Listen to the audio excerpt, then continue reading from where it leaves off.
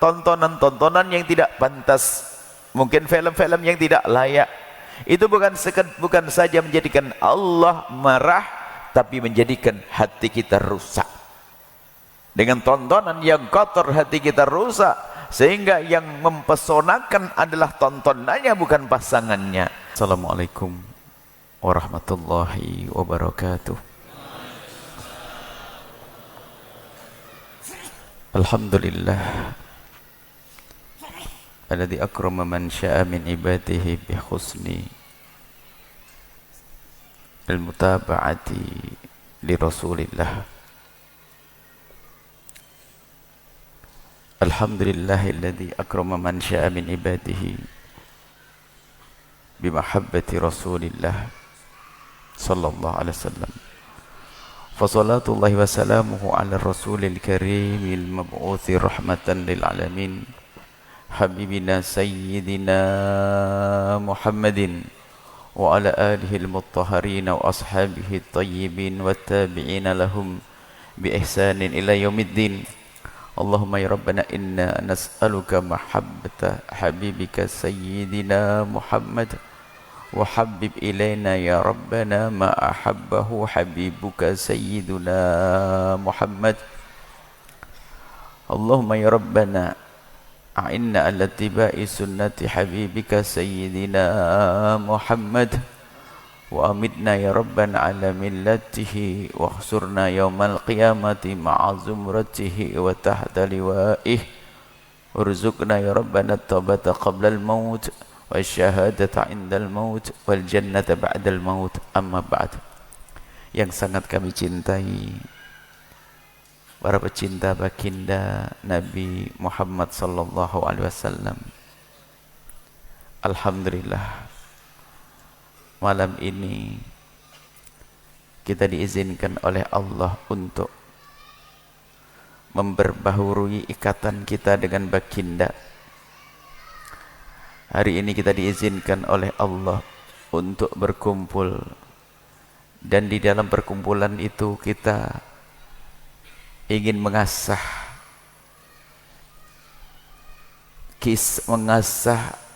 menguatkan ikatan hati kita dengan baginda Nabi sallallahu alaihi wasallam. Kesempatan ini sudah merupakan sebuah keberuntungan. Di sana ada orang yang tidak pernah berpikir tentang cinta kepada Nabi Muhammad, tidak pernah berpikir tentang Nabi Muhammad, padahal mereka umat Nabi Muhammad. Maka siapapun yang masih dirindukan oleh Allah untuk mengingat Nabi, mengagungkan Nabi, memuliakan Nabi, maka sesungguhnya mereka adalah hamba-hamba yang beruntung. Dan juga dari semua yang hadir, para alim ulama, para guru-guru mulia, dan mobil khusus juga di sini ada Bapak Gubernur kita. Tadi saya minta kursi agar mendampingi saya duduk di kursi. Akan tapi beliau dengar-dengar dapat informasi enggak mau. Karena di samping kiri kanannya ada juga gubernur pendahulunya, dan masih ada orang tua di kiri kanannya yang ditampakkan rupanya akhlaknya dulu tidak mau duduk di kursi. Baik, insyaallah Allah membalas, Allah mengangkat derajatnya orang yang tawadhu dimanapun berada.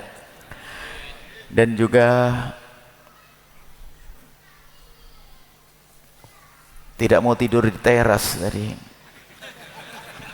Masya Allah. Dan memang topik maulid Nabi kita saat ini adalah ingin menjadikan semua pria tidak akan tidur di teras. Hari ini kelemahan kita adalah kelemahan rumah tangga. Kalau ingin mengadakan, kalau bicara maulid Nabi dari sisi mana yang akan kita baca? Maulid Nabi, kalau bicara tentang mengagungkan Nabi Muhammad, maulid Nabi kita ingin mengagungkan Nabi Muhammad. Nabi Muhammad sudah agung dan sangat agung. Bagaimana tidak agung? Yang mengagungkan adalah Zat yang Maha Agung. Dalam firman-Nya, wa rafa'na laka dzikrak, aku telah mengangkat penyebutan namamu wahai Muhammad. Allah yang mengangkat Nabi Muhammad. Kalau bicara tentang keagungan akhlak Nabi, oke, sudah beres keagungan akhlak Nabi. Suatu ketika ada orang datang kepada Imam Ali, yang mereka adalah para tabi'in, orang tabi'in yang tidak pernah bertemu Nabi, berkata, wahai Imam Ali, Tolong sebutkan kepadaku, ceritakan kepadaku, engkau orang yang paling dekat dengan Nabi, tahu akhlak Nabi. Sebutkan kepadaku tentang akhlak Nabi. Sebelum menjawab, Imam Ali bertanya kembali, wahai hamba Allah, jika engkau ingin aku bercerita tentang keagungan akhlak Nabi, tolong. Kamu tahu dunia? Tahu dunia, dunia seisinya. Ada lautan, ada gunung, ada. Tolong ceritakan kepadaku tentang dunia dalam waktu singkat ini. Orang tersebut berkata, bagaimana aku akan bercerita tentang dunia dalam waktu singkat, bermacam-macam dunia? Aku tidak akan mampu bercerita tentang dunia. Kemudian Imam Ali menjawab, engkau bercerita tentang dunia tidak bisa, sementara dunia disebutkan oleh Allah, wa mal hayatud dunya illa qalil. Dunia itu kecil, kau tidak bisa menyebutnya. Bagaimana engkau minta kepadaku untuk menceritakan akhlak Nabi yang Allah menyebutnya, wa innaka la'ala khuluqin adzim. Sungguh engkau berada dalam akhlak yang agung. Yang kecil kau tidak bisa bercerita, bagaimana aku bisa cerita yang agung? Kesimpulannya adalah, kata Imam, akhlak Nabi adalah, kalau engkau melihat dari bawah terlihat akhlak Nabi, sampai atas nggak tahu ujungnya di mana. Itulah akhlak Nabi Muhammad sallallahu alaihi wasallam, keagungan Nabi Muhammad sallallahu alaihi wasallam. Sudah selesai kisah agungan Nabi. Kelahiran Nabi juga sudah selesai. Lalu apa yang diperlukan hari ini? Yang kita perlukan namanya Maulid Nabi, kelahiran Nabi. Yang kita perlukan melahirkan kembali Nabi Muhammad, menghidupkan kembali Nabi Muhammad sallallahu alaihi wasallam di dalam kehidupan kita. Ada satu riwayat lain, makna merayakan Maulid Nabi itu menghidupkan kembali, melahirkan kembali Nabi Muhammad. Ada satu riwayat, bada'ad-dinu ghariban. Agama ini mula-mula tidak dikenal, gharib, aneh. Kalau orang memeluk agama Islam waktu itu dianggap aneh, dikucilkan, dimusuhi. Bada'ad-dinu ghariban, agama Islam mula-mula dianggap aneh. Nabi Muhammad dianggap aneh, gelarnya macam-macam, sesaat disebut dengan syair majnun, macam-macam gelar untuk Nabi Muhammad. Bada'ad-dinu ghariban, agama ini mulai dengan aneh, tidak banyak yang kenal. Yang memeluk agama Islam dianggap aneh. Wa sayaudu ghariban, suatu ketika nanti akan dianggap aneh. Siapapun yang berpegang dengan agama nanti akan dianggap sebagai orang yang aneh. Tuba lil ghuraba, beruntung orang-orang aneh. Orang aneh artinya apa? Di saat orang dengan satu budaya yang akan menjadikan rusak kehidupan mereka, mereka masih berpegang dengan ajaran Nabi Muhammad. Itulah al-ghuraba. Tuba lil ghuraba alladzina yuhyuna ma amatan nasu min sunnati. Al-ghuraba, orang-orang aneh itu adalah mereka yang menghidupkan sunnah Nabi di saat semua orang pada meninggalkannya. Sunnah Nabi dalam segala kehidupan. Sunnah Nabi mencakup segala kehidupan. Cuman di malam ini kita ingin menghadirkan sunnah Nabi, ingin melahirkan Nabi di mana? Di rumah kita, agar tidak tidur di teras. Ini penting, saya tanya. Isyarat dari beliau memang saya harus bicara tentang ini. Ini penting sekali. Dan kalau bisa ini jadi kurikulum penting sebelum seseorang masuki pernikahan. Kami gabungkan antara pentingnya mewujudkan rumah yang benar demi tumbuhnya anak dengan benar secara pikiran dan mental, untuk kita cetak menjadi generasi yang benar dan sehat. Kita lahirkan Nabi di rumah kita, di dalam kehidupan kita. Urusan kita dengan keluarga, jangan sampai kita umat Islam di rumah kita tidak ada Nabi Muhammadnya. Urusan suami istri tidak kenal dengan cara Nabi Muhammad sallallahu alaihi wasallam. Pastikan rumah kita rumah yang meneladani Rasulullah sallallahu alaihi wasallam, dan nanti akan hadir keindahan yang sesungguhnya. Keindahan yang sesungguhnya. Rumah tangga, keluarga, sederhananya begini. Ini maulid kita saat ini seperti itu, seperti ini, sehingga nanti di rumah kita selalu kita dengan Nabi Muhammad, dengan akhlak Nabi. Nabi itu indah. Kalau bicara tentang keindahan Nabi dulu deh. Nabi pernah menyebutkan dalam satu riwayat, khairukum li ahlihi wa ana khairukum li ahli. Sebaik-baik kalian adalah yang paling baik kepada keluarganya, dan aku adalah orang yang paling baik terhadap keluargaku. Terjemahan sederhananya adalah begini: suami yang baik adalah suami yang baik kepada istrinya, istri yang baik adalah istri yang baik kepada suaminya, bapak ibu yang baik adalah bapak ibu yang baik kepada anaknya, anak-anak yang baik adalah anak-anak yang baik dengan bapak ibunya, dan begitu seterusnya. Jadilah Anda baik di dalam rumah.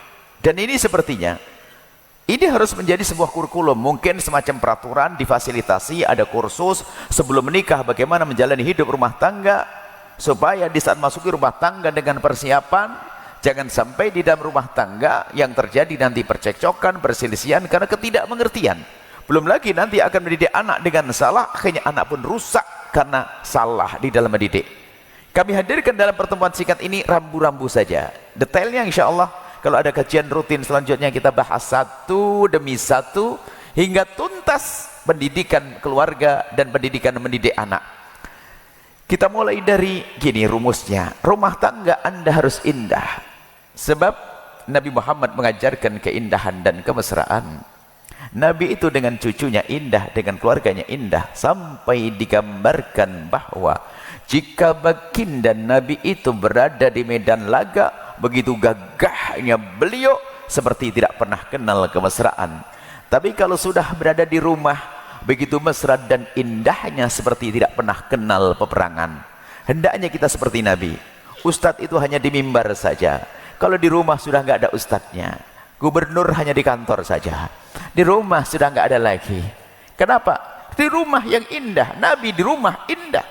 Sebagai seorang suami yang penuh kasih dengan istri. Jangan mentang-mentang ustadz, gaya ustadznya dibawa ke rumah langsung ketemu istrinya.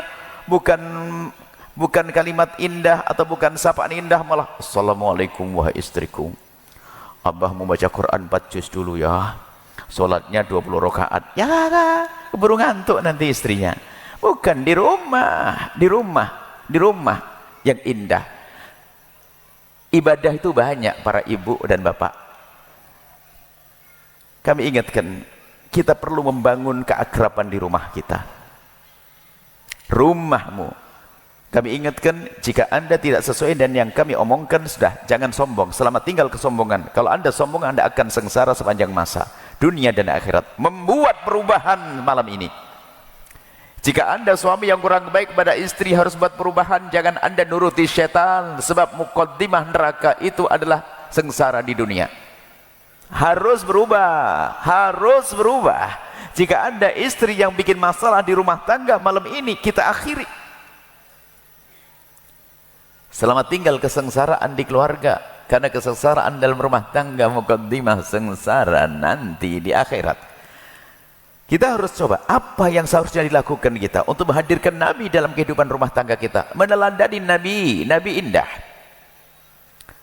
Nabi melarang kita merendahkan. Yang ada dalam suami istri itu saling menghargai, bukan sekedar suami istri dengan sesama, saling menghargai. Maka di dalam rumah tangga nanti ada beberapa poin ya, tentunya mungkin sederhana, beberapa poin biarpun tidak kami bahas dengan detail. Yang pertama, pastikan rumah tanggamu itu adalah rumah tangga yang semakin hari semakin dekat kepada Allah dan Rasulnya. Kami tidak akan bahas panjang lebar karena ini pribadi antara Anda dengan Allah. Paling tidak pastikan di rumah Anda ada membaca Al-Quran bersama istri, biarpun hanya 3 baris. Alif lam mim dzalikal kitabu la raiba fihi hudal lil muttaqin. Selesai hari ini. Besok minimal sebegitu. Dengan niat bismillah, habis setelah salat subuh atau menjelang tidur dengan pasangan membaca Al-Quran biarpun hanya beberapa ayat. Kemudian Anda pungkasi dengan baca sholawat, berdoa. Pastikan dengan cara yang indah.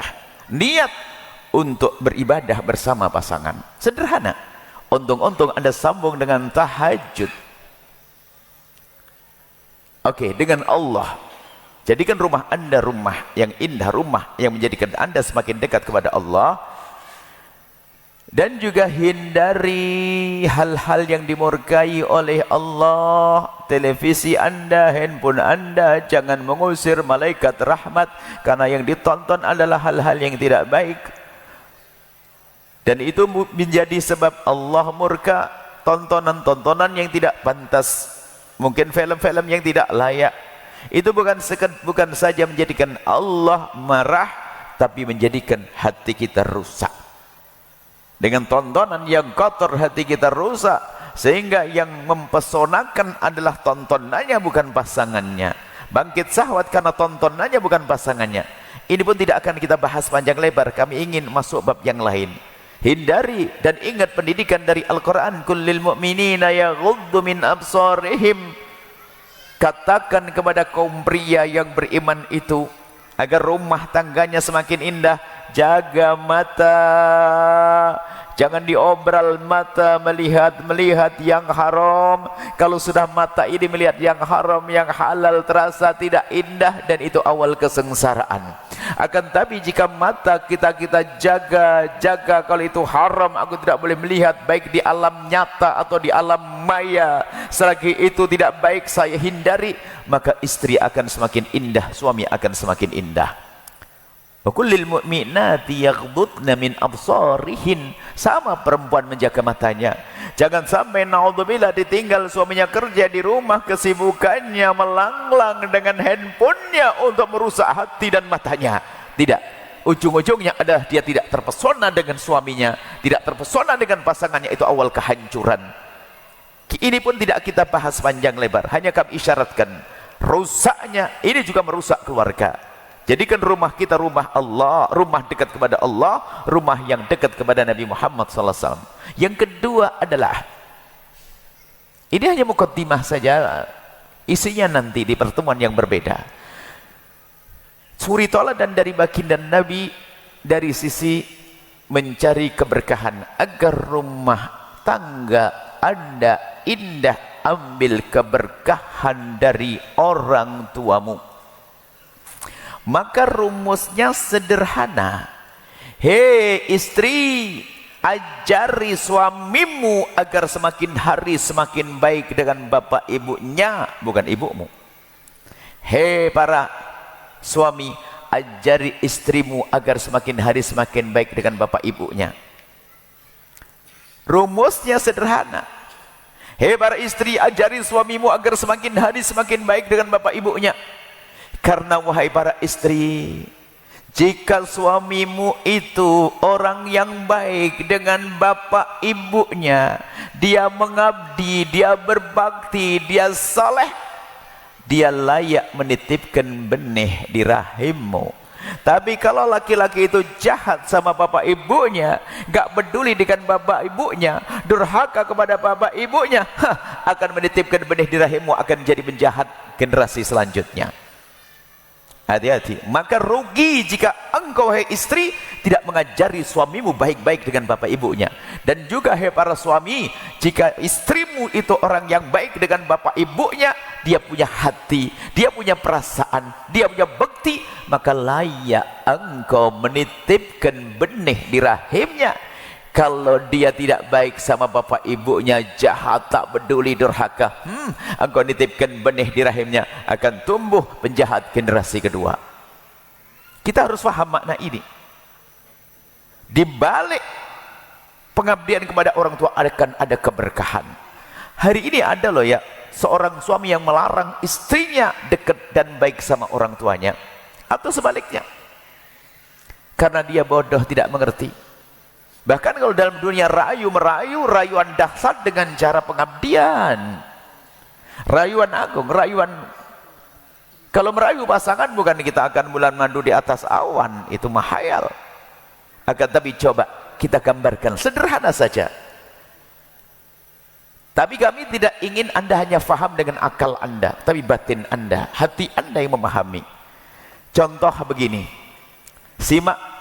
Wahai para suami dan istri, suatu ketika istri mengajak suami belanja ke warung, kedai atau supermarket, dan biasa suami adalah yang bayari dan sebagainya. Sang istri minta ditemani sang suami untuk belanja. Pergilah suami istri ke toko, ke supermarket belanja. Sang istri mengambil satu kilo minyak goreng, 1 kilo, 1 jerigen. Suami berkata, tambah 1 lagi sayang. Sang istri mengambil beras, sang suami bilang, tambah 1 lagi sayang. Ngambil gula 1 bungkus, tambah 1 lagi. Selalu tambah 1 lagi, selalu tambah 1 lagi, tambah 1 lagi. Istri berkata, abang untuk apa? Sudahlah sayang, ambil aja. Setelah diambil semuanya oleh sang suami, dibayarin. Dibayar oleh sang suami, dibawa pulang. Sampai di rumah, sang istri merapikan barang belanjaannya. Ada sisa karena rumahnya tidak terlalu gede, barangkali raknya juga pas. Lalu berkata, abang belinya double-double jadi gak cukup. Ini gimana bang, yang barang yang kita beli tadi? Kata suami, dibungkus sayang. Dibungkus? Iya ini, abang sudah beli kardus nih. Setelah dibungkus, terus mau diapain abang? Dikirim sayang. Dikirim kemana abang? Dikirim ke ibu. Ibu, kan ibu abang sudah nggak ada. Ibumu cantikku, sambil megang hidungnya. Oh, sang istri jatuh cinta yang kesekian kalinya. Kenapa? Suamiku mengingat ibuku, aku saja tidak berpikir tentang ibuku. Dahsyat. Begitu sebaliknya, seorang istri mungkin dikasih uang bulanan oleh suaminya dengan uang yang sangat pas-pasan, tapi sang istri dengan kecerdasannya menyisihkan rizki tersebut, dikumpulin setiap akhir bulan, membeli sesuatu, lalu minta tolong kepada suaminya, abang tolong hantar ini abang. Dihantar kemana adik? Dihantar ke ibu. Ibu siapa? Ibunya abang sayang. Oh, jatuh cinta. Jatuh cinta sang suami kepada istrinya karena apa? Istrinya peduli pada ibundanya, dan itu rayuan dahsyat dan agung. Bukan sampai di situ, keberkahan dibalik berbakti pada orang tua. Akan tapi ada suami, masya Allah, kalau melihat istrinya membantu ibunya sendiri yang ada marah. Ada istri marah kepada suaminya yang lagi bantu kepada ibunya.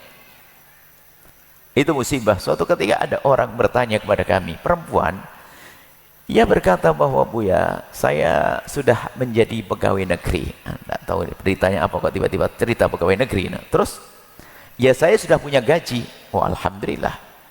Cuman gini Buya, gimana Buya? Saya punya ibu kerja di pasar, pas-pasan banget, fakir lah. Gimana Buya hukumnya? Kalau gaji saya, sebagian saya berikan kepada ibu saya, tanpa sepengetahuan suami saya. Kami bertanya, itu duit siapa Bu? Duit saya Bu ya. Kalau duitnya ibu, boleh ibu kasih ke siapa saja. Orang di pinggir jalan juga boleh, apalagi kepada ibu sendiri. Tapi kalau duit suami harus izin loh ya. Kalau duit suami nggak boleh, harus izin. Tapi kalau duitmu sendiri boleh kamu berikan ke siapa saja. Oh duit saya Bu ya. Oke. Kalau duitmu itu boleh. Lalu dia berkata, alhamdulillah saya nggak dosa. Kemudian kami bertanya, ibu boleh saya bertanya? Boleh. Tanya apa Bu ya? Memangnya kenapa suamimu kalau tahu kok memberi ibumu saja kamu tidak ngasih tahu suamimu? Dia sambil mengangkat dada berkata, Buya pernah ketahuan sekali suamiku marah-marah dalam hati saya, tapi saya tidak berani mengungkapkan. Rupanya suamimu itu adalah iblis pakai kopiah putih. Kalau ada suami yang larang istrinya berbuat baik, biarpun katanya pakai imamah, namanya iblis pakai imamah. Kok bisa istrinya mau berbuat baik kepada orang tuanya dilarang? Kalau memang anda laki-laki baik akan berkata begini, wahai istriku, kemanapun kau pergi kau harus izin, tapi kepada ayah ibundamu untuk mengabdi nggak pakai izin-izinan. Mestinya seperti itu, bukan malah dilarang. Melarang itu ngajari durhaka. Begitu sebaliknya, ada pertanyaan suatu ketika seorang laki-laki tiba-tiba bertanya, Buya kan selalu ngajari kompak. Cuman saya ini dalam hal ini nggak bisa kompak. Dalam hal apa? Ibu saya ini janda. Saya punya adik kelas 6 SD. Ayah saya baru meninggal dunia. Dan yang paling sukses adalah saya. Mau tidak mau, saya jadi tulang punggung. Terus, dalam hal ini saya tidak kompak dengan istri. Dalam hal gimana? Saya tuh membantu ibu saya tidak pakai izin istri saya. Diam-diam. Apakah boleh begini ini? Kami tanya, Pak, istri sudah kasih nafkah? Sudah. Mobil ada, semua lengkap deh, cukup. Kalau istrimu sudah engkau beri nafkah, selebihnya kau boleh kasihkan siapa saja uangmu, apalagi ke ibu. Dan dia berkata, alhamdulillah, jadi nggak apa-apa ya. Nggak apa-apa, cuman boleh saya tanya, apa Bu ya? Memangnya kenapa istrimu kalau tahu kamu membantu ibumu, pernah, ini kan kisah lama, pernah suatu ketika istri saya menemukan tanda transfer di saku saya waktu mau dicuci. Waduh, marahnya sebulan. Dalam hati saya berkata, rupanya ada juga wewe gombel pakai kerudung. Wewe gombel tuh, tahu wewe gombel? Kuntilanak, gendruwo, hantu, pakai kerudung. Kenapa begitu? Dia mengajari suaminya untuk durhaka. Tidak, rumah tanggamu ambil keberkahan dari orang tua. Keberkahan orang tua. Sebab pada zaman Nabi, pernikahan ini yang seharusnya menjadi berkah, kadang menjadi sengsara.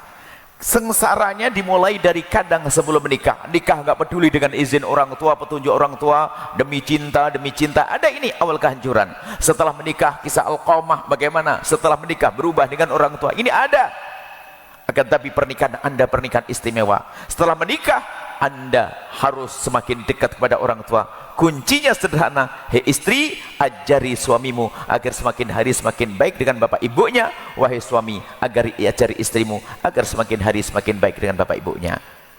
Hati-hati. Kalau istrimu baik, maka itulah istri yang solehah. Suami baik dengan bapak ibunya, suami yang soleh. Kita lanjut sampai di sini. Koreksi, ayo yang biasa ngelarang istrinya karena kebodohan. Kadang-kadang baca kitab Uqudul Jan, ini santri ngantuk. Baca kitab Uqudul Jan tapi ingat bacanya kebalik barangkali. Atau dia hanya seneng liwat, ketinggalan. Kamu sudah diberikan kepadaku oleh bapakmu, jadi kamu tidak boleh urusan dengan bapakmu. Ah, ini gila dia. Kok ada semacam itu? Namanya orang salah faham, ya salah faham. Baik, kita lanjutkan. Yang kedua, ini selesai ngambil keberkahan dengan Allah dan kepada orang tua. Kemudian selanjutnya kalau punya guru, dekatkan pasanganmu dengan gurunya, karena ikatan murid dengan guru adalah menjadikan keberkahan dalam hidupnya. Kemudian kita lanjutkan. Itu kan teori keberkahan. Sekarang teori dohir secara pergaulan. Yang pertama, di dalam rumah tanggamu, hindari mencaci dan merendahkan pasangan. Jangan ada budaya merendahkan, baik secara langsung atau pakai sindiran. Kalau memang istrimu rendah, kurang baik, engkau adalah suaminya, harus menjadikan dia baik. Kalau suamimu kurang baik, bukan untuk direndahkan dan dicaci, akan tapi untuk diangkat. Ada kebiasaan mencaci dan merendahkan, itu na'udzubillah, menyakitkan.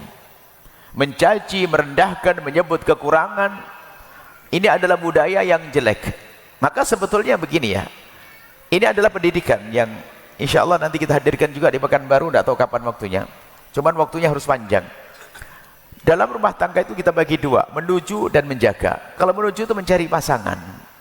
Kalau mencari pasangan itu tolong yang benar, matamu yang melek, jangan telanjur cinta. Akhirnya gula Jawa rasa coklat, sudah nggak benar masih saja dicintai, ini kan kebodohan. Kalau dalam mencari pasangan melek benar, siapa dia, akhlaknya bagaimana, jangan hanya cinta. Kita ada istilah cinta, itu adalah masalah diklat cinta. Dan rupanya di saat kita buat diklat cinta, wah peminatnya luar biasa, karena orang rindu untuk bercinta yang benar. Baik, kita tidak akan bahas di sini. Nah, di sini ada di dalam rumah tangga, menuju rumah tangga. Kalau mencari pasangan, tolong yang benar, siapa dia, akhlaknya, perilakunya. Kemudian kalau sudah menjadi pasangan, beda dong. Jangan terlalu ketat-ketat menilainya. Memaafkan, tinggal dibangun bersama. Kalau bahasa guyonannya begini loh ya. Kalau kamu mencari pasangan, pandang calon pasanganmu dengan mata melek, bener. Tapi kalau sudah menjadi pasanganmu, pandang pasanganmu dengan mata remang-remang. Maksudnya kalau ada kesalahan mudah dimaafkan. Jangan dikit-dikit disebut. Kadang-kadang orang mulutnya tajam. Kalau enggak nyelekit ngomongnya bukan dia. Ada macam, kenapa kok kamu kurus? Kenapa kok gemuk? Kemana kamu hitam? Kenapa hidungmu begitu? Kenapa ini mulutnya kok mulut menyakitkan? Dengan pasangan, termasuk mohon maaf, gurauan pun harus ada batasannya. Gurauan ada batasannya. Kalau tidak mengarah kepada sesuatu yang terhormat, hindari. Mohon maaf ini. Kadang dianggap sepele. Mohon maaf, buang angin tidak pakai tata krama. Itu bisa menjadikan satu suasana yang tidak indah. Jangan dianggap sepele. Kita saling menghargai pasangan. Jangan mencaci mengolok. Kalau mencaci biarpun kalimatnya indah tetap menyakitkan. Kadang mohon maaf komentar celekat-celekit. Kalau ngomong menyakitkan, kadang bahkan caci maki. Sesaat dibilang binatang, kucing, ada binatang, kalau sampai dikatakan mulutnya mulut kebun binatang. Semuanya ada untuk menyifati pasangannya. Suami menyebut istrinya kucing, kadang dibilang guguk, anjing. Aneh, suami menyebut istrinya anjing. Siang dibilang anjing, malam digauli, berarti dia telah menggauli anjing. Kebodohan. Istri juga demikian, menyebut istrinya, suaminya dengan sebutan jelek. Kita hindari, pastikan lesanmu lesan muslim. Man salimal muslimuna min lisanihi wa yadihi. Lesanmu lesan yang selamat. Jangan biasa merendahkan, mencaci, mengolok. Biarpun mohon maaf kalimatnya indah, kalau menyakitkan ya menyakitkan. Biasa, anggap saja begini deh, pakai kalimat lembut, ayang, pakai ayang-ayangan. Pakai kalimat lembut, sayang.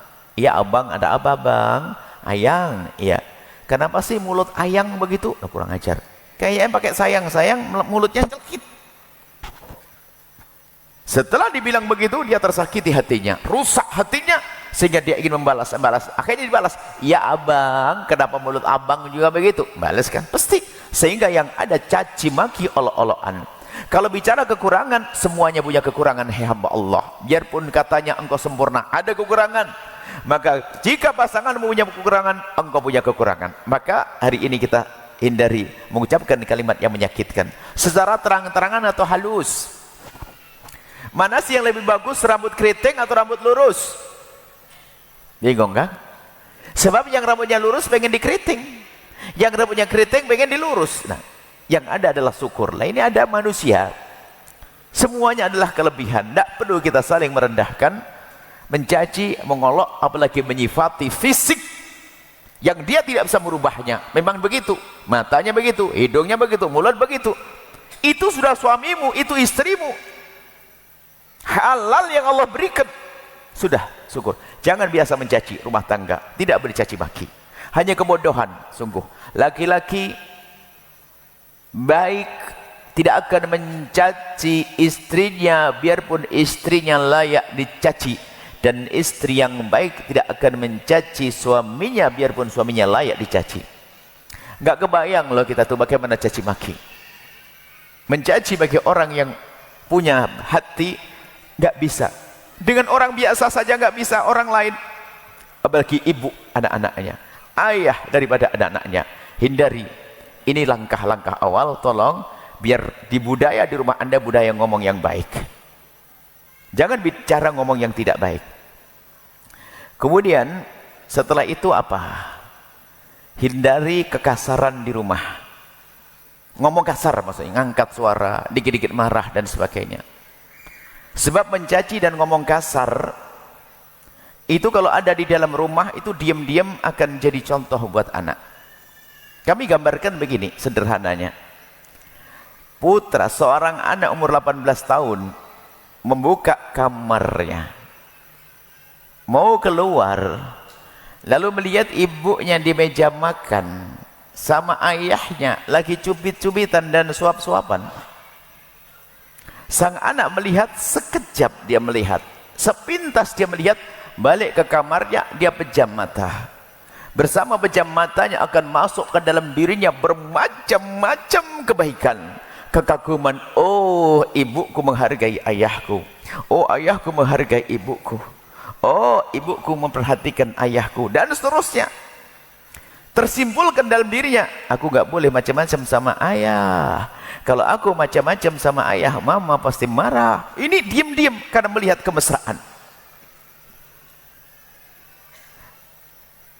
Sama di saat melihat seorang istri, mohon maaf, jadilah contoh yang baik di dalam keluargamu. Rusak anakmu adalah dari dirimu, jangan salahkan orang lain. Kita menyekolahkan anak mondok di sana sini, di rumah rusak. Anak di pondok sebentar benar sampai di rumah rusak kembali. Ini perlu serius ingin perhatikan rumah. Contoh, jika seorang istri diingatkan oleh suaminya, ayang jangan gitu dong, masalah nggak boleh dong, astagfirullah, masya Allah. Di saat diingatkan sang suami, ternyata sang istri menoleh, tersenyum dan mendekat kepada suaminya. Bahkan mungkin sambil mengecup kening suaminya lalu berkata, abang, terima kasih, abang telah mengingatkan saya, masya Allah, tambah ganteng deh. Dilihat oleh seorang anak. Anak melihat pemandangan ini, masuk ke otaknya satu pendidikan, bahwa kalau aku diingatkan seperti itu harusnya. Seorang suami diingatkan oleh istrinya, tolong hei suami, biasanya yang sok sombong kan suami. Kalau diingatkan oleh istri, apapun peringatannya, sambut dulu, karena anda contoh bagi anak anda. Langsung, makasih istriku tercinta, masya Allah, ingetin abang, masya Allah, tambah cantik deh, masya Allah, tambah cantik deh, salam, makasih. Sang anak melihat pemandangan seperti itu, singkat, sesuatu itu dilihat singkat, tapi tertanam di hatinya, oh begitu kalau aku diingatkan. Berbeda di saat seorang anak, ini coba anda perhatikan sebagai contoh untuk bahan renungan. Di saat seorang anak lihat ibunya diingatkan oleh ayahnya, yang jangan gitu dong, itu gak boleh. Alah bang, kenapa sih banyak ngomong gini aja gak boleh, ribet. Cerewet, diingatkan, sang anak ngerekam. Bahwasanya kalau diingatkan, aku harus seperti itu. Makanya kalau di rumah anda ada anak, anda ingatkan kok membangkang, jangan-jangan anda pernah ngasih contoh, anda tidak sadar. Kalau memang contohnya baik, gak bisa ngapain, gak bisa ngomong dia. Ibu diingatkan, ayahku malah mencium dan meluknya. Allah, gak mungkin dia berani karena contohnya semacam ini. Maka berantem dalam rumah tangga merusak anak, ribut setiap hari, berantem dar. Ini pemandangan rumah yang indah. Coba pemandangan rumah yang sebelah. Seorang anak gadis umur 18 tahun buka kamarnya, ngelihat ayah ibunya di ruang tamu berantem. Apa katanya sang anak? Lanjutkan sampai pagi. Tiap hari berantem. Tertanam di otaknya contoh bahwasanya kalau aku punya masalah ya ribut kayak begitu, sehingga waktu pergi ke sekolah dia disinggung sama kawannya, berantem sama kawannya. Ini belum, itu masih di sekolah. Nanti kalau menikah, biarpun dia mendapatkan suami yang sangat baik, soleh, lembut, tetap manusia. Di saat dia salah, rame berantem. Kenapa? Dia tidak mengerti kalau menyikapi kesalahan, kecuali harus berantem menurutnya. Ini coba rumah tangga anda, rumah tangga indah. Tolong ya, ini sederhana, ini muqaddimah, sehingga setelah ini anda mencari bagaimana agar rumahku indah. Kita punya sesuatu, ada beberapa poin, kurang lebih ada 6 poin bagaimana rumah tangga anda indah. Di antara ini kami hadirkan singkat. Selamat tinggal dengan caci maki, selamat tinggal dengan mudah marah-marah di rumah, ngangkat suara, sombong. Ini kesombongan dalam rumah tangga hindari. Kalau diingatkan, makanya saya tambah lagi, mudah mengingatkan dan mudah diingatkan. Jadi kalau anda diingatkan, tadi sudah masukkan, ucapkan kalimat terima kasih, makasih telah diingatkan. Abang tambah gandeng deh ngingetin saya. Dilihat oleh sang anak sebagai contoh. Dan budaya komunikasi hidup nanti. Kalau seorang suami diingatkan oleh istrinya dengan gaya soknya, sombongnya, lo gebrak itu, diam kau, gebrak meja, diam. Istri di esok harinya sudah tidak berani lagi mengingatkan, lebih baik diam, terserah dia masuk neraka, nyungsep. Sebab kalau diingatkan marah-marah, yang rugi anda.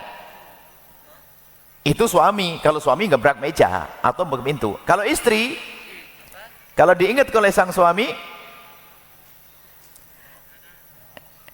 istri diingatkan sang suami, tidak tidak ngebrak meja. Akan tetapi kalau perempuan modelnya kalau diingatkan suami cemberut 3 hari, Masya Allah. Saya kira dia bukan perempuan cerdas. Sebab coba ibu perhatikan, perempuan kan umumnya senang dandan kan, pakai bedak setengah senti biar tampak cantik kan begitu. Sudah dandan cantik-cantik, tak taunya dirusak dengan cemberut. Suruh ngaca deh kalau gitu. Tidak tambah cantik loh cemberut itu, wahai ibu. Kadang ada perempuan kalau diingatkan, memang bentak nggak berani dia, tapi langsung mukanya berubah. Sehingga sang suami itu, mohon maaf para ibu, bagi seorang suami cemberutnya seorang istri itu lebih tajam daripada pisau. Paling nggak enak kalau ngeliat istri cemberut. Kenapa cemberut lagi? Marah 3 hari, nggak ngomong, ditanya nggak jawab, diam. Oh, itu menyiksa bagi suami. Apakah cinta dibangun dengan muka masam? Tidak, hanya perempuan bodoh yang punya tradisi muka masam. Sudah masam mukanya ditambah muka masam. Tidak ada baiknya ibu. Tolong fahami makna itu. Nah, ada yang sekarang pun nggak senyum Anda. Saya ngomong ini Anda senyum itu kita belajar senyum untuk suami nanti. Kita perlu budaya indah di rumah, budaya baik di rumah. Dan omongan ini, omongan kami ini tidak akan berguna bagi orang yang sombong. Sombong dalam rumah tangga gak berguna. Egois itu gak kelihatan kalau belajarnya pisah begini. Egois itu akan tampak kalau seandainya belajarnya bareng. Suami istri jajar bareng begini, jajar. Ini egoisnya baru kelihatan. Misalnya Buya lagi ngomong tentang perempuan yang baik adalah begini. Suaminya langsung nyolek, tuh denger tuh. Itu suami egois. Ngapain pakai colek-colek? Atau kita lagi cerita, suami yang baik adalah harus begini. Istrinya langsung, denger tuh. Nggak usah pakai begitu. Ilmu itu untuk aku, bukan untuk pasanganku. Aku yang perlu belajar. Aku ingin baik. Sebab kesombongan merusak rumah tangga. Orang sombong tidak akan indah rumah tangganya selamanya. Egois. Sehingga suami nanti ujung-ujungnya suami bukan dikagumi, suami ditakuti. Kayak monster gendruwo tadi, kayak monster menakutkan suami. Sehingga istri kalau dengan suaminya diskusi nggak berani, usul nggak berani, ngomong nggak berani, rumah tidak indah. Suami istri juga ada istri menyeramkan, istri menakutkan ada, yaitu mudah cemberut dan seterusnya. Baik ya, selesai. Selamat tinggal dengan budaya-budaya semacam itu. Mudah mengingatkan, budaya ceria, jangan gampang marah-marah. Marah itu nular. Marah itu nular. Kalau sudah ada seorang suami mudah marah kepada istri, istri bertahan mungkin hanya beberapa minggu. Setelah itu pada akhirnya ketularan juga marah-marah. Suasana rumah itu marah. Sehingga kalau sudah biasa marah akan tercipta satu lingkungan yang tidak sehat. Tumbuh anak-anak yang sakit mentalnya. Ketemu orang marah makanya menjadi orang emosian. Budaya keluarga yang suka emosi di masyarakat menjadi tidak indah. Baik, ini sampai di sini. Kita lanjutkan. Kemudian setelah itu, ayo ya, kita sudah mencoba rumah tangga yang indah, lembut, tidak ada caci maki, memberi contoh yang baik. Kemudian saya kasih mukhatimah urusan Anda dengan keluarga dan anak-anak. Memang namanya maulid, kita hanya sekedar gebiar saja, tidak akan kami hadirkan sedetail-detailnya. Selanjutnya, bagaimana urusan Anda dengan anak-anak Anda, wahai hamba Allah. Yang pertama, Anda dengan anak-anak Anda. Yang pertama adalah jangan biasa patahkan, rusak mental mereka. Cara menegur, hari ini betul kita belajar memperlakukan anak. Khususnya banyak jadi korban anak pertama. Karena bagi orang tua yang belum punya pengalaman mendidik, akhirnya karena terlalu tinggi target kita. Pengennya cepat pinter, cepat bisa. Sehingga lupa kita sertai emosi. Kita sertai emosi. Sehingga ibu-ibu itu kalau ngajar Quran, jangan, bahaya itu. Biar orang lain yang ngajar. Kadang-kadang ngajar Quran itu nggak kuat. Anaknya salah sedikit, ini loh matanya, ini loh baba, ini loh kamu itu coba konsen. Ibu biasa begitu, suka marah-marah. Jadi anak begitu itu bukan tambah konsen, tambah pecah. Atau sederhananya, kita ini hari ini dengan anak, kita harus bersaing. Karena hari ini anak kita biasa dengan pergaulan yang bermacam-macam, yang sangat berbeda dengan zaman kita dulu. Zaman dulu itu urusan anak itu lebih banyak dengan orang tuanya karena nggak ada media sosial. Di sekolah pulang rumah dengan orang tua, sekolah pulang rumah. Hari ini medsos, kenal macam-macam. Sangat beda memperlakukan anak. Jika Anda salah, maka salahlah anak nanti. Jadi dengan anak jangan hancurkan mentalnya dengan cara Anda memperlakukan mereka. Satu diantaranya membeda-bedakan anak. Membedakan anak itu kembali kepada menyakitkan tadi dengan cara tidak langsung.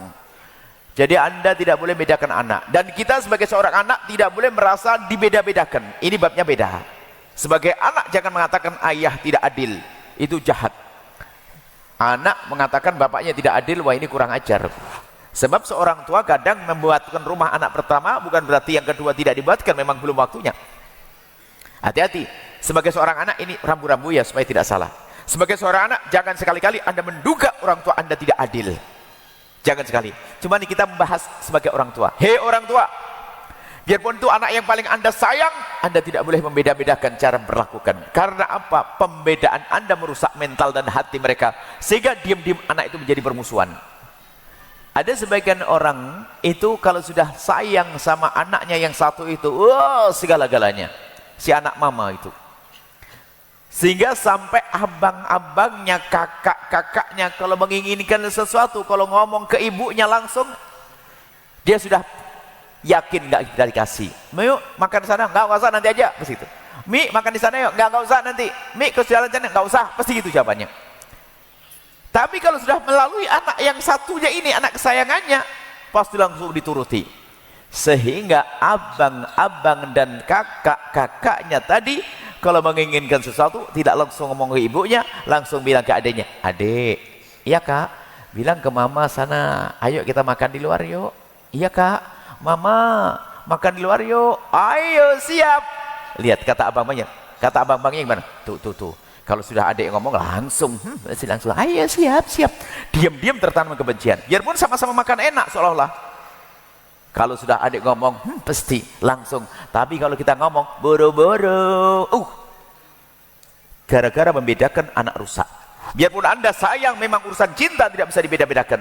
Anda mungkin sayang pada anak bontot, anak perempuan, anak ini, tapi dalam memperlakukan, awas tolong, jangan Anda membeda-bedakan. Anda senyum kepada si A, si B dan sebagainya. Anda memberi juga demikian. Adil, hati-hati. Kemudian yang kedua, Anda jangan hancurkan mental anak-anak Anda dengan sikap Anda yang tidak pernah memotivasi dia. Jadi biasanya begini, kebiasaan orang tua mematahkan. Karena kebiasaan ngomong kasar kita.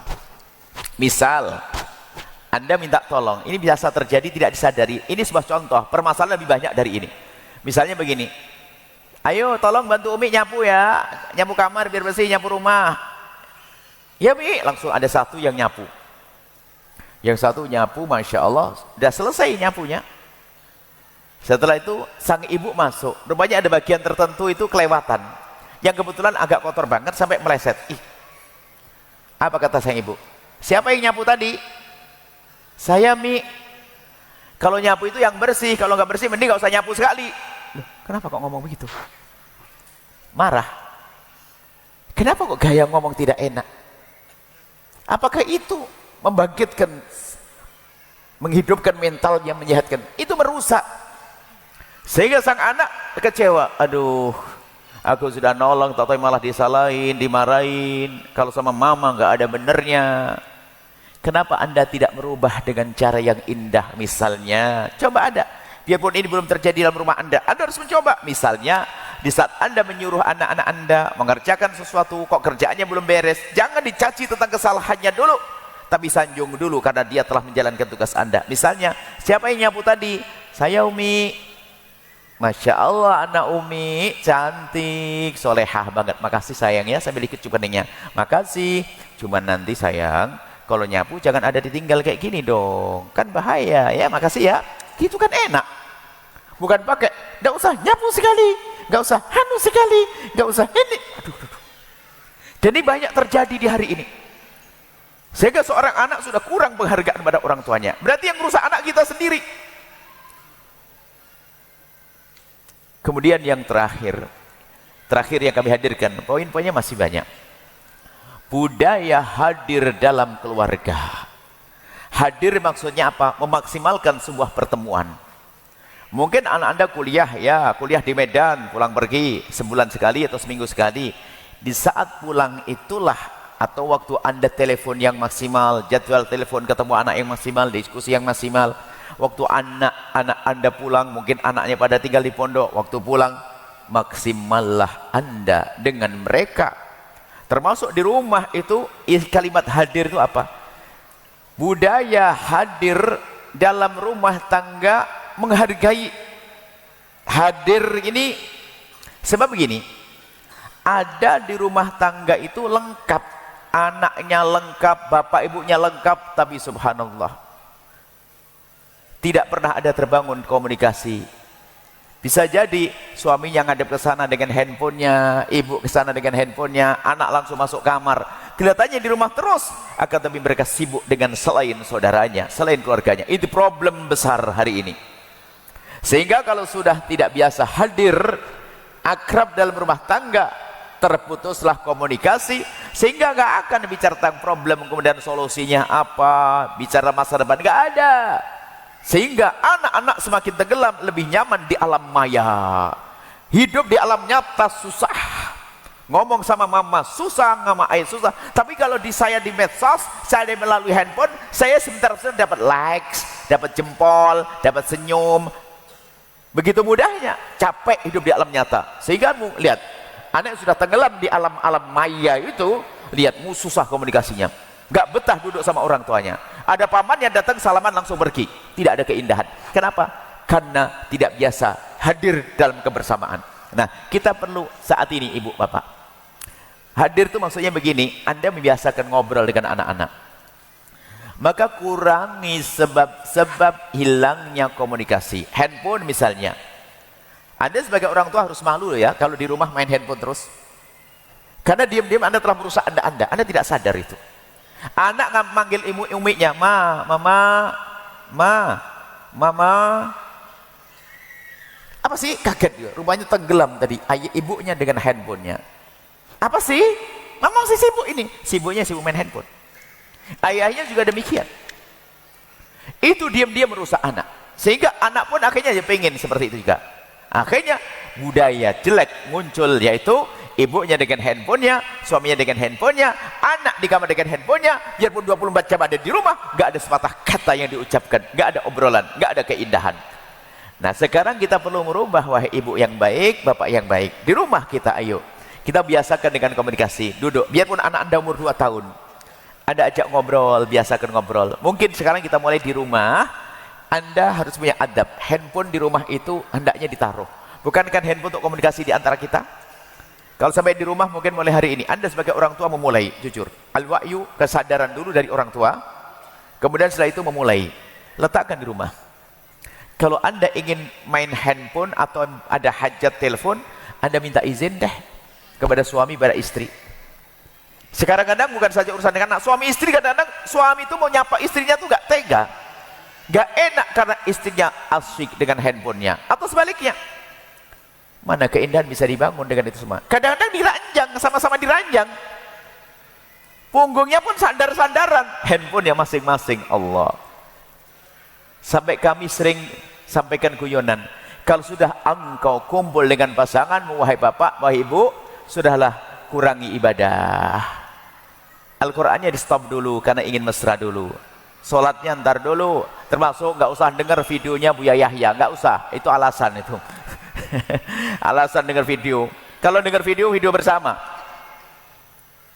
kebersamaan itu mahal, membangun keakraban itu penting. Ibadah ntar dulu, ibadah dengan Allah mah gampang, di mana saja bisa. Akan tapi di saat ada pasangannya, kurangi ibadahmu untuk Anda maksimal dengan pasanganmu, dengan keluargamu. Ini penting, kebersamaan dalam keluarga. Jadi dimulai dari urusan handphone misalnya. Jangan Anda di depan anak dengan handphone. Ini hal yang merugikan anak kita. Kalau sudah tidak ada komunikasi, yang terjadi adalah salah paham, muka masam, jarang ngobrol, dipanggil nggak pernah. Duduk makan aja sambil megang sendok, sebelahnya handphone, bukan ngomong sama ayahnya. Itu pun orang tua nggak sadar kalau ini sudah rusak di rumah tangganya, nggak ada keindahan. Apa artinya? Ayah ibunya sudah tidak indah lagi bagi dia, karena sudah dimulai dari sang ayah tidak merasa indah dengan anak-anaknya. Ini harus disampaikan ilmu ini. Kenapa? Teledor. Anda harus memulai. Setelah Anda merasa bersalah, Anda harus minta maaf. Harus minta maaf kepada anak agung. Beberapa waktu yang lalu saya dengan anak kami lagi berangkat mau mondok. Anak kami yang ini mau berangkat mondok, pamitan jam 10 malam dia mau berangkat. Iya, nak mau berangkat. Kebetulan kami lagi megang handphone, kami mau nunjukkan video, ada video baru dia, video di foto-foto itu mau saya tunjukkan. Cuman saya kan tidak pinter-pinter amat main handphone, jadi saya nyari kelamaan. Di saat lagi konsen saya nyari begini, dia salaman, saya setengah sadar. Setelah saya ketemu handphonenya, dia sudah pergi naik ke mobil. Saya nyesel, la ilaha illallah. Baru besoknya saya telepon, nak, Ali ingat enggak kemarin waktu kamu berangkat Buya lagi ngapain? Dia enggak kepikiran apa-apa, tapi mesti ingat itu. Cuman dia bingung, ngapain ya? Ngapain sih Buya? Enggak tahu, lupa. Pasti ingat, cuman lupanya maksudnya dia tidak tahu maksud saya apa. Enggak tahu kenapa Buya. Ingat enggak waktu kamu keluar Buya lagi ngapain? Enggak ingat dia katanya. Buya megang handphone dia. Oh iya, Buya megang handphone. Loh, berarti kan tahu dia. Sebenarnya itu terekam di otaknya, terekam di hatinya kalau saya megang handphone.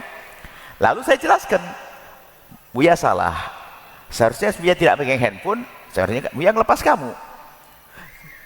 Enggak apa-apa Buya. Iya, tapi Buya minta maaf kan? Enggak apa-apa kan? Buya minta maaf sekarang. Dan juga kebetulan tadi itu saya pengen nunjukkan video kamu. Artinya meminta maaf itu bukan sebuah kesalahan.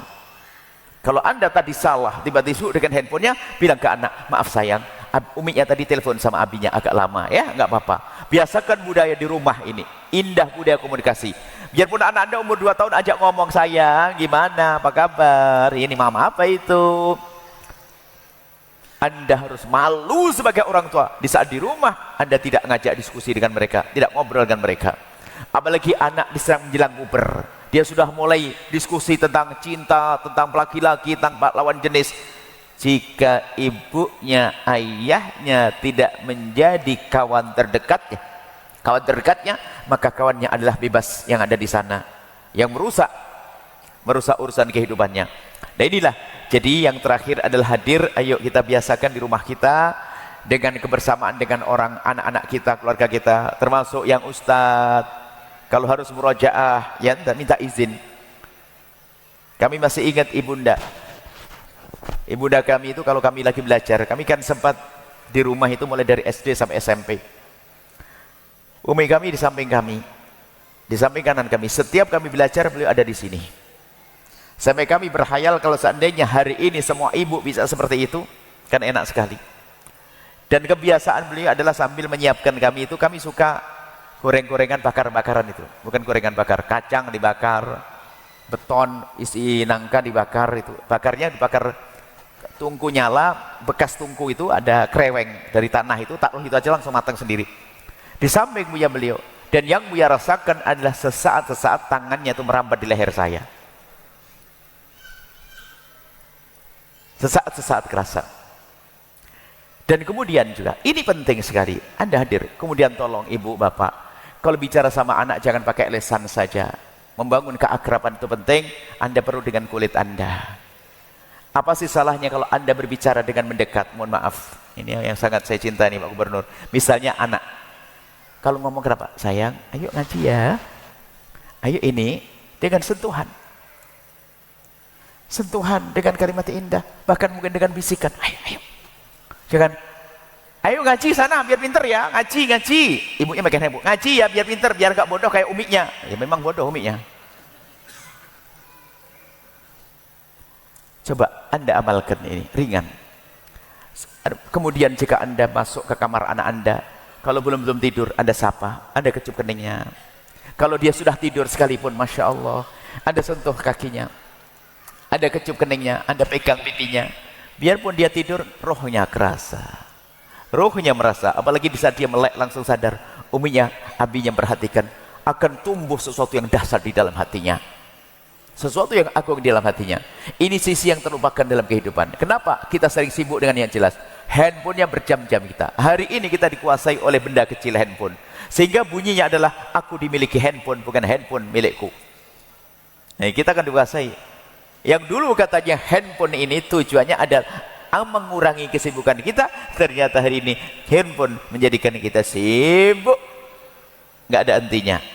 Ayo para bapak ibu, para bapak, maulid kita hari ini adalah kembali kepada keluarga dengan keindahan, sehingga nanti akan muncul generasi yang sehat, anak-anak patuh, udah dengar orang tua, indah, bahagia rumah tangga, moga timah keindahan kelak di surga bersama Nabi Muhammad SAW. Kemudian nanti ada pendidikan tentang anak. Tolong wahai anak, kalaupun nanti ternyata ayahmu seperti yang Buya sebutkan tadi, ayahmu kasar, ibumu kasar, kamu tidak boleh menyerah. Kamu yang memulai untuk membuat kelembutan di rumah. Jangan menyalahkan saja. Hati-hati. Karena apa? Ayahmu punya nasib tidak belajar seperti kamu. Maka maklumi, jangan salahkan orang tuamu. Ini bab beda. Jangan sampai setelah majelis ini anak nyalahkan bapaknya semuanya. Bapakku begitu makanya saya begini. Bapakku keras makanya begini. Wah, ini anak sengsara. Memang kalau ngaji, kalau tidak lengkap nanti bisa pincang nanti. Insya Allah pertemuan yang akan datang kami akan hadirkan bagaimana seorang anak dengan orang tuanya untuk sukses dunia, sukses akhirat. Ini saja. Kemudian tadi Masya Allah disampaikan Pak Gubernur tentang program-program beasiswa yang ada di Mesir. Kemudian nikmat membuat asrama di sana. Dahsyat. Itu sisi yang terlupakan. Kampus-kampus untuk mencetak dokter, insinyur, alhamdulillah luar biasa. Akan tapi mencetak ulama harus dipikirkan sehingga ada keseimbangan. Ustadz-ustadz, Masya Allah, penerus dakwah bagi Nabi SAW. Dan keterlibatan orang-orang seperti beliau penting dan perlu punya kekuatan, punya kemungkinan untuk melakukan itu semuanya. Dan mengucapkan terima kasih. Dan juga semuanya harus sadar pendidikan untuk anak-anak Anda, pergaulan untuk anak-anak Anda, lingkungan anak-anak Anda. Dan bersama ini juga kami sampaikan, alhamdulillah, kami ingin mengajak kepada siapapun. Al-Bahjah sudah ada di Pekanbaru, pesantren Al-Bahjah itu ada di mana-mana. Kita ada pesantren dengan para pejuang namanya Al-Bahjah. Ada di Jawa Timur, Jawa Tengah, Jawa Barat, Bogor, ada Sumatera, Kalimantan, sampai ada di Malaysia juga ada. Termasuk di sini ada di Pekanbaru, Dumai, Bengkalis, dan Bukit Kerikil sama Bukit Kapur ada Al-Bahjah. Dan kami sederhana, yuk kami mengajak semuanya untuk bisa berjuang. Kita ingin kaya di akhirat. Kalau saya ngandalkan umroh, setelah umroh selesai nggak bisa umroh kalau mati. Sholat dengan mati kita selesai. Tapi membuat pondok pesantren ini dahsyat. Cuma dengan catatan, tolong ada rambu-rambunya. Ada rambu-rambunya. Kami mengajak ini, ada pondok kami promosikan. Tapi jangan salah, bagi siapapun yang sudah punya ikatan dengan seorang guru, jangan memutus hubunganmu dengan gurumu hanya ingin bergabung dengan kami. Kami datang bukan untuk merebut Anda dari tangan guru Anda. Justru yang kami rindukan Anda semakin kuat dengan guru Anda. Kenalkan saya dengan guru Anda. Ini program lain ini. Kalau dengan kami sifatnya bonus, misalnya Anda biasa bantu guru Anda setiap bulan 5 juta, lalu ketemu kami lalu berkata, Buya saya bagi 2 deh, 2,5 untuk guru saya, 2,5 untuk Buya. Tidak, 5 juta tetap untuk gurumu. Untuk Buya kapan? Nanti. Jangan ganggu urusan dengan gurumu. Ini harus dipahami. Kenapa? Kalau Anda berguru dengan hawa nafsu, dengan saya pun tidak akan bisa baik. Tidak boleh dengan hawa nafsu. Perhatikan guru-guru. Kemudian ada Pak Gubernur juga ini, Masya Allah. Termasuk yang kami serukan hari ini adalah memperhatikan madrasah TPQ di kampung-kampung, Masya Allah. Sampai kita punya program, kita mulai dari apa? Memperhatikan toilet. Sehingga kita ada program, kalau orang bisa mengajukan kepada Al-Bahjah ini, ada Tobitosi, toilet bersih dan toilet syar'i. Jadi kalau ada madrasah diniyah misalnya di kampung mana, ngajukan ada tempatnya, saya ingin dibuatkan toilet. Kenapakah kami bicara toilet? Karena toilet itu yang penting hari ini. Kalau tidak ada kuncinya, nggak rapat, aurat terbuka, intip-intipan segala macam. Kalau belajar bisa saja barangkali kalau kebanyakan santri gelar karpet sudah oke, gelar terpal. Tapi mulai dari toilet. Cuman yang kami rindu Anda bukan ngurusi toilet. Pokoknya ayo Anda bangkit. Maulid Nabi kita adalah di samping tadi keluarga, perhatian dengan madrasah diniyah yang di kampung-kampung yang diurus oleh kiai-kiai, ustadz-ustadz, wali-wali tersembunyi. Enggak disanjung-sanjung, dicari di YouTube, enggak ada itu ustadz. Enggak pernah viral. Tapi Masya Allah setiap hari ngurusi santri. Ikhlas mereka. Ayo kami rindu, tolong tengok. Sisihkan rezeki Anda untuk ngurusi mereka. Ini penting sekali. Mohon maaf kalau kita tanya ini, segini banyak orangnya. Sepertinya Pak Gubernur, 80% belajar sholatnya dari mana? Dari kampus, Fakultas Ekonomi, Kedokteran? Nggak ada. Belajarnya di madrasah di kampung-kampung. Itu kenapa dilupakan? Ayo kita semuanya gerak. Sehingga anak-anak kita mungkin tidak sempat mondok di pondok pesantren, tapi belajar agamanya benar di madrasah diniyah di kampungnya. Masya Allah, ini saja. Ayo semangat. Termasuk diantaranya, kita ada pondok pesantren yang ada di Pekanbaru, Al-Baca Pekanbaru di Jalan Tengku Maharatu, Kelurahan Maharani, Kecamatan Rumbai Barat, Pekanbaru. Sudah ada pendaftaran. Ini ada penerimaan santri baru. Pendaftaran dimulai dari 7 Safar sampai 15 Muharram, 1 Agustus sampai 30 Juni 2006. Adminnya 0813 722 83311. Kemudian penerima santri baru pondok pesantren Al-Bahjah An-Nahl Al-Ma'un Al-Nahl Al-Bahjah di Dumai, Al-Bahjah Al-Ma'unah, Al-Bahjah Al-Ma'unah An-Nahl, Al-Bahjah Al-Ma'unah di Dumai, di Jalan Gatot Subroto di kota Dumai. Pendaftarannya sama, 7 Safar atau 1 Agustus sampai 15 Muharram 30 Juni. Bismillah. Yang di Pekanbaru putra, yang di Dumai putri. Kemudian juga tahfidz kita buka juga di sini di Muara Basung, Bengkalis. Kita tahfidz Quran, tahfidz kelas tamatan SD saja. Insya Allah pendaftarannya 7 Safar sama 1 Agustus sampai 30 Juni. Adminnya 085295359319. Kemudian kami juga rindu kalau ada para asatid, ada pondoknya diumumkan nggak apa-apa. Karena hari ini kami menyerukan zamannya pondok pesantren, pondok pesantren, pondok pesantren. Rindukan anak-anak ke pondok. Kalau sudah anak di pondok, akhlaknya aman, lingkungannya aman, dan setiap hari menghadirkan pahala untuk orang tuanya. Jadi yang punya kiai, para tuan guru yang ada pondok pesantrennya, bisa diumumkan, disebutkan. Masya Allah banyak, insya Allah harus begitu. Intinya kita harus peduli kepada pendidikan agama untuk anak-anak kita yang tadi disinggung oleh Pak Gubernur, Masya Allah, sampai pendidikan luar negerinya. Dan kita juga ada pendidikan sekolah tinggi yang ada di Cirebon sana, juga banyak kita memberikan bantuan beasiswa bagi yang berbakat dan seterusnya. Ini saja, mari kita tutup dengan doa. Masya Allah, kalau rumah tangga indah, enak ya. Ya tadi Pak Gubernur berpantun, akhirnya saya ingin berpantun. Di pojok sana ada menjual buah, di sampingnya ada menjual beras lagi. Kalau sudah rumah tangga indah, nggak ada lagi yang tidur di teras. Insya Allah indah semuanya. Pasti nih Bu Gubernur itu orang yang paling bahagia punya suami begini nih. Nah, hidup begitu. Saya membayangkan, saya senang. Saya kalau ada suasana indah begitu, saya itu paling sedih kalau ada orang datang bawa problem rumah tangga. Dulu pernah saya buka konsultasi setiap hari Senin pagi sampai sore. Yang datang orang punya problem terus, masalah. Akhirnya saya berubah, cepat tua ini. Tutup saja ini. Tapi saya dengar orang kayak gitu tadi, kayak Pak Gubernur, langsung hitam rambut saya ini. Rumah tangga itu indah, dilihat orang tua indah, dilihat orang indah, harus begitu. Ngapain hidup terus susah? Berjuang nanti. Pondok pesantren lanjutkan, kita banyak program. Cuman pondok Al-Bahjah sedikit beda. Tapi beda ini bukan berarti menjadi yang terbaik, enggak. Kita sama-sama. Kalau pesantren Al-Bahjah adalah yang ada di Pekanbaru ini khususnya, siapapun boleh berjuang di dalamnya, tapi tidak ada bantuan dari pemerintah. Anak kita tidak menerima dana bos. Kalau ada pejabat yang ikut dari koceknya, bukan dari dana pemerintah. Biar apa? Langsung dorong ke surga langsung. Begitu. Jadi kita nggak ada dana bos diambil, dana pemerintah tidak ada. Tapi kami rindu yang ada di koceknya. Koceknya mantan, bukan mantan gubernur, karena mantan itu bukan bekas. Jadi tadi sopan santunnya gubernur gini, gubernur itu adalah yang pertama, kemudian penerus, jangan bilang pengganti, gitu loh bahasa sopannya. Penerus, dari yang pertama diteruskan. Ayo bangun pondok, bangun pesantren, kita siap. Kita kemarin di Siak juga diskusi semacam ini. Kita pengen kaya di akhirat, rumah tangga bahagia. Yang jomblo, selamat tinggal jomblo gitu.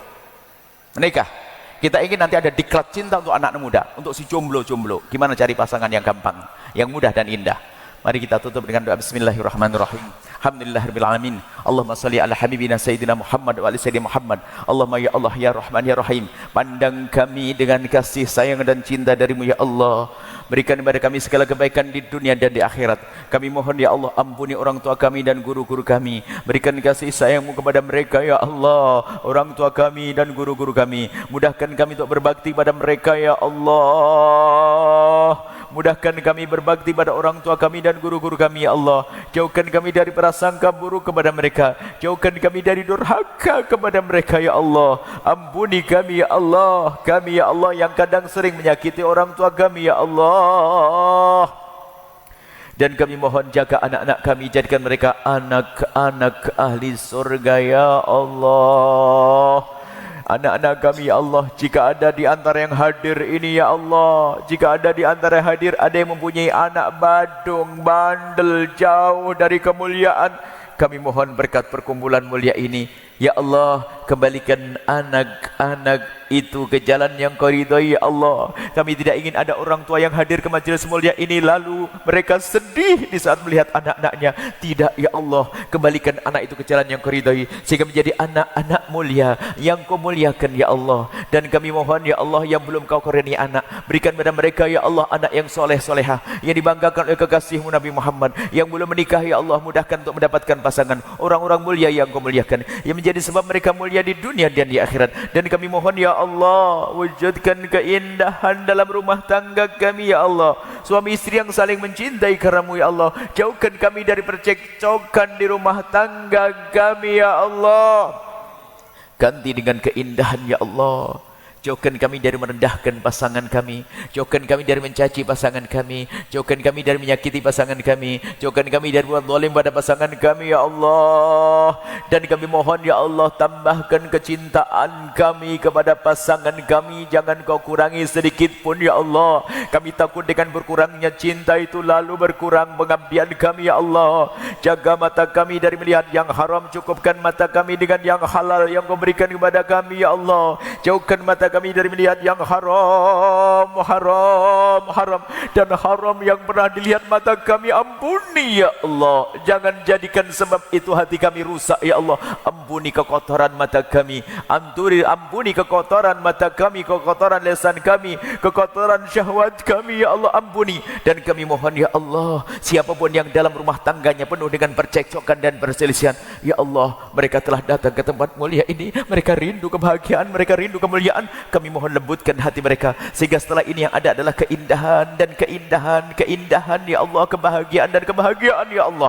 Dan kami mohon ya Allah, yang sempit rezeki lapangkan dengan rezeki yang halal penuh berkah, yang sakit sembuhkan, yang punya hutang mudahkan kami dalam bayar hutang-hutang kami. Dan kami mohon ya Allah, jauhkan kami dari benci, dengki, dendam kepada sesama kami, ganti dengan cinta. Jadikan kami hamba yang saling mencintai karena-Mu. Jauhkan kami dari benci dan dendam ya Allah, dendam hilangkan di hati kami. Maka kami mohon ya Allah, jika ada orang menyakiti kami, zalim pada kami, aniaya kepada kami, menfitnah kami, menggunjing kami, prasangka buruk kepada kami mohon ampuni mereka ya Allah. Jangan hukum mereka, mereka umat kekasih-Mu Nabi Muhammad ya Allah. Dan kami mohon ya Allah, ampuni kami semua ya Allah. Jangan cabut nyawa kami sebelum Kau ampuni dosa kami. Kami takut menghadap-Mu dengan dosa-dosa kami yang sangat banyak, yang kami tidak mampu menghitung satu demi satu. Akan tetapi Kau Maha tahu. Ampuni dosa kami ya Allah, dosa kami ya Allah. Jauhkan kami dari sebab kehinaan, jauhkan kami dari segala yang Kau murkai. Maka kami mohon, jauhkan kami dari minuman keras. Siapapun ya Allah, baik yang di dalam masjid, di luar masjid, yang dengar suara ini ya Allah, jadikan mereka ahli surga-Mu. Yang pernah terpeleset dalam minuman keras, kami mohon berikan kesadaran dan ampuni mereka ya Allah. Jauhkan kami dari judi ya Allah, judi yang menjadi sebab kehancuran rumah tangga seperti yang Kau sebutkan dalam firman-Mu ya Allah. Perjudian menjadi sebab permusuhan dalam rumah tangga, perjudian menjadi sebab murka-Mu di akhirat. Maka kami mohon, jauhkan kami dari judi, baik judi di alam nyata atau di alam maya. Hari ini banyak judi, kemudahan judi menjadikan banyak hamba-Mu terjerumus judi online. Ya Allah, jika ada di antara kami ada yang pernah terpeleset dalam judi itu, angkat, ampuni mereka ya Allah. Ada ya Allah hari ini ya Allah, ada hamba-Mu yang berjudi ya Allah, bahkan mungkin berjudi online di atas sajadahnya setelah tahajudan ya Allah, karena dia terpelosok, karena dia tertipu ya Allah. Kami mohon jauhkan kami dari judi itu ya Allah, dan kami mohon ya Allah, jauhkan kami dari makan riba, jauhkan kami dari riba, ganti dengan yang halal. Kami mohon jauhkan kami dari sebab kehinaan, jauhkan kami dari zina dan mukaddimah zina ya Allah, zina yang busuk, hina yang busuk, zina yang busuk ya Allah, zina yang hina di diri, zina yang busuk ya Allah, busuk di diri, busuk di keluarga, busuk di masyarakat, hina di dunia, hina di akhirat. Ya Allah, jauhkan kami dan umat kekasih-Mu Nabi Muhammad dari zina itu ya Allah. Jika ada di antara kami, ada hamba-Mu yang pernah terpeleset dalam hina dan busuknya zina, kami mohon berikan kesadaran ya Allah, bencikan kepada zina ya Allah, dan ampuni dia, tutup aibnya di dunia sehingga di dunia tidak terhinakan, dan tutup aibnya di akhirat sehingga di akhirat tidak Kau hukum ya Allah. Dan kami mohon bencikan pada zina dan buka pintu halal untuknya, dan kami mohon jauhkan kami dari menggunjing berzina ya Allah. Makmurkan masjid ini Allah dengan ahli surga-Mu ya Allah, yang mewakafkan tanahnya, yang membangun di atasnya, dan yang memakmurkannya. Kami mohon ya Allah, kirimkan ke tempat ini ahli surga-Mu yang bisa berjuang bersama kami, dan jadikan kami bersama mereka. Jangan tinggalkan kami ya Allah. Yang sempit rizki, lapangkan rizki yang halal penuh berkah. Yang sakit sembuhkan. Yang punya hutang, mudahkan kami dalam bayar hutang kami. Dan kami mohon ya Allah, jangan Kau jadikan ini pertemuan terakhir kami di dunia ya Allah. Kami masih ingin bertemu di dunia dengan kebaikan hingga di surga bersama kekasih-Mu Nabi Muhammad. Kami mohon ya Allah, jadikan kami juru damai di negeri ini, jauhkan kami dari menfitnah dan difitnah. Kami mohon berikan pertolongan kepada saudara-saudara kami ada di Palestina ya Allah, dan siapapun yang menolong saudara kami yang di Palestina, jika yang menolong itu ahli iman, ahli la ilaha illallah, berikan pengampunan, angkat derajat mereka. Dan jika yang menolong saudara kami di Palestina adalah orang yang belum beriman, kami mohon ya Allah, berikan petunjuk kepada mereka. Kami tidak rela jika ada orang menolong Palestina lalu mereka tidak beriman ya Allah, berikan petunjuk kepada mereka semua. Dan kami mohon ya Allah, panjangkan umur kami dalam ketaatan serta sehat walafiat. Berikan kepada kami semua husnul khatimah, mati dalam keadaan iman. Dan kami mohon ya Allah, jadikanlah ucapan kami di akhir hayat kami kelak, saat Kau hendak mencabut nyawa kami ingin saat itu ya Allah, hati dan lidah kami mampu mengucapkan kalimat agung dan mulia, la ilaha illallah sayyidina Muhammad Rasulullah, la ilaha illallah sayyidina Muhammad Rasulullah, la ilaha illallah sayyidina Muhammad Rasulullah sallallahu alaihi wasallam. Rabbana atina fid dunya hasanah wa fil akhirati hasanah wa qina adzabannar. Wa sallallahu ala sayyidina Muhammadin wa ala alihi wasallam. Walhamdulillahirabbil alamin. Al-Fatihah.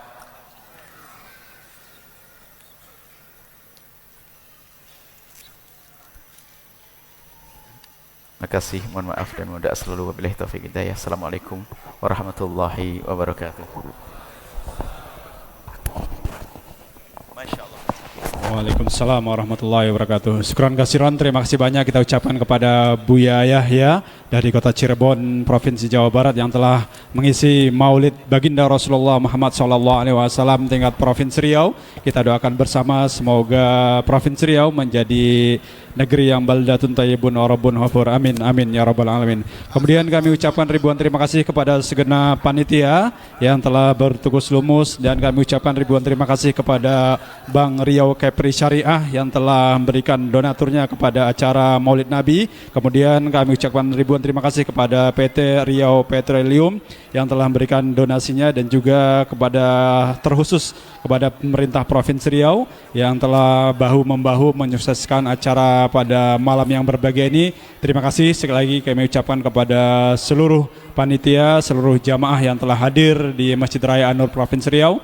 Sebelum kita tutup, ada informasi dari Al-Bahjah Center bagi pemenang ataupun yang mendapatkan buku dari Al-Bahjah Mari kita tutup dengan doa penutup majelis. Subhanakallah wa bihamdika asyhadu an la ilaha illa anta astaghfiruka wa atubu ilaik. Hadanallahu wa iyyakum ajma'in wallahu muwaffiq ila aqwamit thoriq. Wassalamualaikum warahmatullahi wabarakatuh.